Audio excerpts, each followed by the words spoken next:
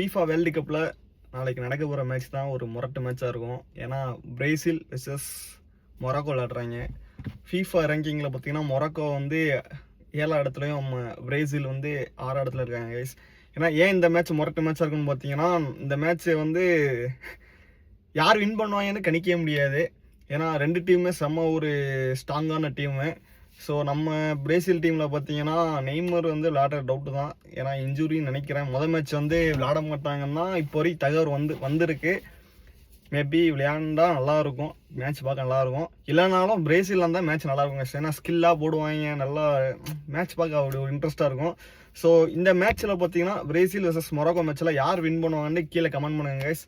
இல்லை match draw ஆகுமா தெரில. வெயிட் பண்ணி காலையில் 3:30 மேட்ச்சை பார்க்குறோம், அப்டேட் பண்ணுறோம். ஓகே கைஸ், இன்னும் நீங்கள் நம்ம சேனலை ஃபாலோ பண்ணலாம், ஃபாலோ பண்ணி சப்ஸ்கிரைப் பண்ணி பெல் பட்டனை வந்து கிளிக் பண்ணிக்கோங்க. அப்போ தான் நம்மளோட அப்டேட் வந்து வந்துகிட்டே இருக்குங்க கைஸ்.